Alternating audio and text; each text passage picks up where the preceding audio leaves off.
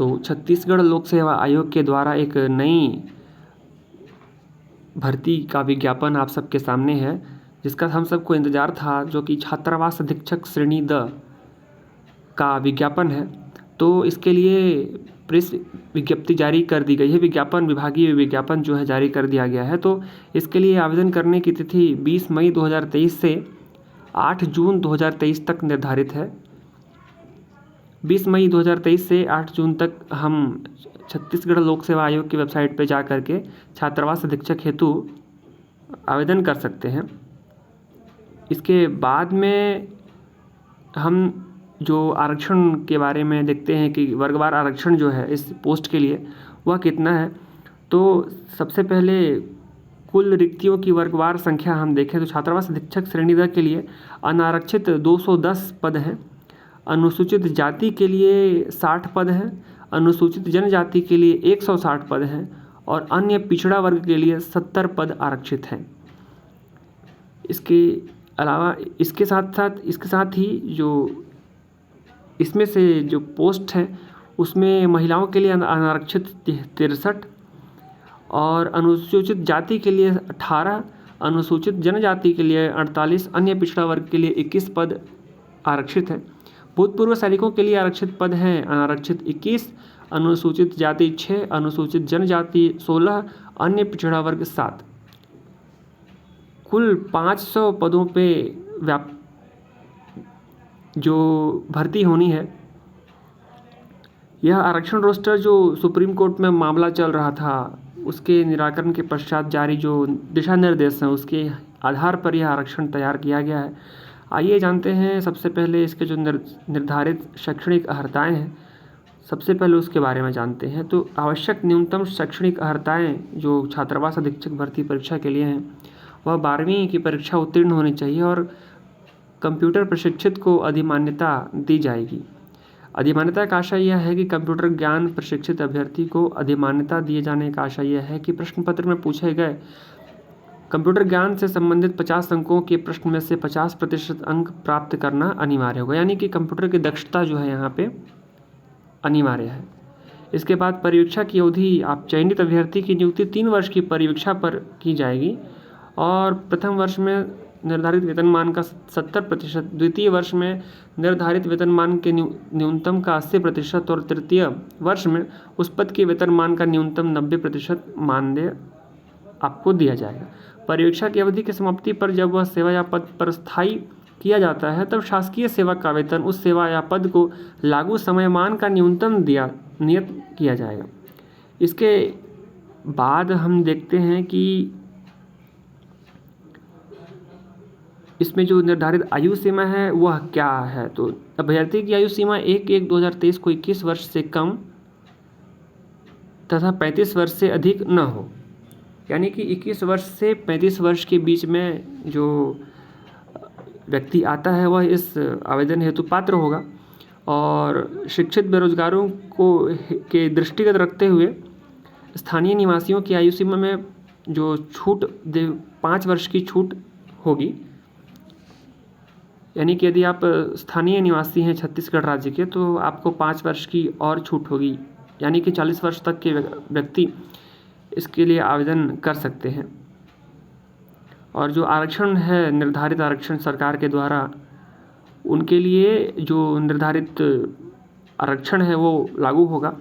छत्तीसगढ़ शासन के स्थायी या अस्थायी या कंटीजेंसी या संविदा पे कार्यरत कर्मचारियों की उच्चतम आयु सीमा 38 वर्ष तक रहेगी। यदि आप संविदा या किसी अन्य अस्थायी शासकीय संस्थान में कार्यरत है तो आपके लिए 38 वर्ष तक की छूट रहेगी। इसके बाद में हम ये देखते हैं कि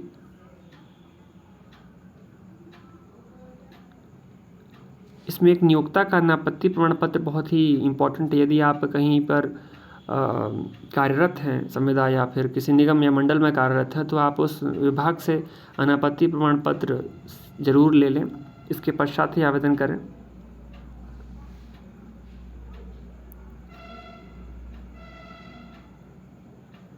इसके बाद हम देखते हैं कि जाति प्रमाण पत्र यदि आप उस व्यवस्था में आते होंगे तो आप जाति प्रमाण पत्र इसमें संलग्न करेंगे तो आपको जो आरक्षण रोस्टर का आप जो है लाभ ले सकते हैं। इसके बाद में हम ये देखते हैं कि इसके लिए जो सिलेबस निर्धारित किया जा रहा है, तो सिलेबस को हम एक बार देख लेते हैं। तो इस परीक्षा योजना जो है इसकी, तो उसमें 150 अंक का परीक्षा यहाँ पे होना है, और जिसमें से भाग 1 में वस्तुनिष्ठ प्रकार के प्रश्न होंगे, जिसमें कंप्यूटर संबंधी सामान्य ज्ञान, हिंदी व्याकरण सहित अंग्रेजी, गणित, सामान्य ज्ञान, समसामयिकी, घटनाक्रम, खेलकूद, देश विदेश एवं छत्तीसगढ़ के सामान्य जानकारी तथा बाल मनोविज्ञान से संबंधित प्रश्न पूछे जाएंगे। भाग 1 के प्रश्न पत्र वस्तुनिष्ठ बहुविकल्प उत्तर प्रकार के होंगे। प्रत्येक प्रश्न के लिए 4 संभाव्य उत्तर होंगे, जिनमें से किसी एक को आपको सही चयनित करना है। परीक्षा में सम्मिलित अभ्यर्थियों में से मेरिट के आधार पर चयन प्रक्रिया पूर्ण की जाएगी। इसके बाद में हम ये देखते हैं कि सिलेबस एक बार देख लेते हैं। तो कंप्यूटर संबंधी सामान्य ज्ञान जो है वो, उसमें सबसे पहले कंप्यूटर का परिचय होगा। उसके बाद कंप्यूटर के उपयोग, जैसे कंप्यूटर का उपयोग कहाँ कहाँ या किस लिए किया जाता है, इसकी सामान्य जानकारी पूछी जाएगी। कंप्यूटर के प्रमुख भाग CPU, input device, output device की सामान्य जानकारी पूछी जाएगी। प्रिंटर के प्रकार, ऑपरेटिंग सिस्टम के नाम, वर्ड प्रोसेसर, स्प्रेडशीट एवं प्रेजेंटेशन के प्रयोग के बारे में प्रश्न पूछे जाएंगे। इंटरनेट के उपयोग, एंटीवायरस, मल्टीमीडिया के उपयोग, CD DVD से संबंधित सामान्य जानकारी के प्रश्न पूछे जाएंगे। गूगल अल्टा विस्ता, यूट्यूब की सामान्य जानकारी, सर्च इंजन की वांछित जानकारी कैसे प्राप्त की जाए, इसकी सामान्य जानकारी से संबंधित प्रश्न पूछे जाएंगे।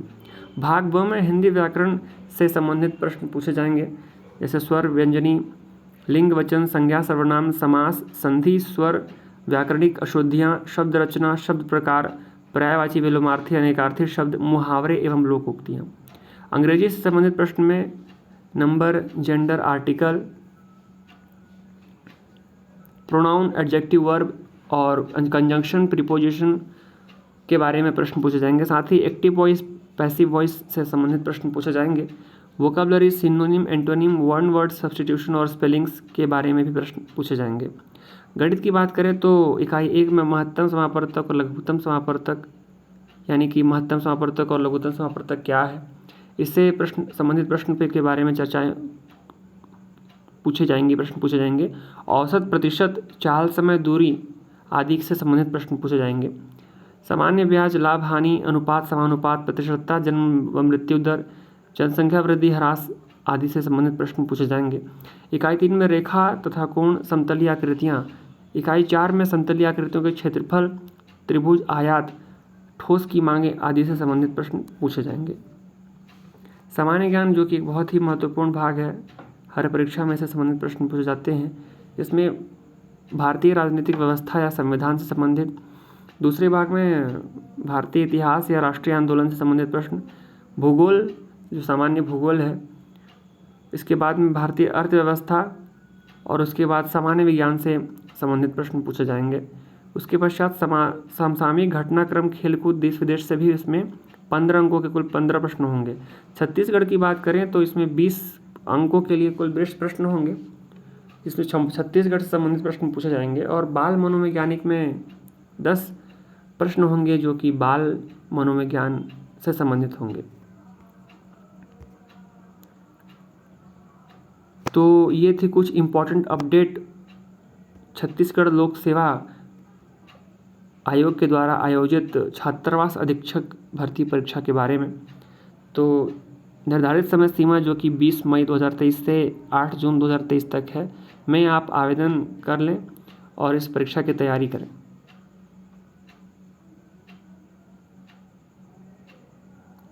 और इस प्रकार की इन्फॉर्मेटिव वीडियोस और भर्ती परीक्षाओं के आयोजन, विज्ञापन और परीक्षाओं की तैयारी से संबंधित सभी प्रकार की जानकारी के लिए इस चैनल को सब्सक्राइब कर दें। हम कम समय में और आसान भाषा में आप तक सीधे आपके मोबाइल फ़ोन में समस्त प्रकार की वैकेंसी की जानकारी इस चैनल के माध्यम से देते रहेंगे। इस चैनल को सब्सक्राइब कर दें और बेल आइकन प्रेस कर दें, ताकि कोई भी नोटिफिकेशन, भर्ती विज्ञापन से संबंधित जानकारी मिस न हो। धन्यवाद।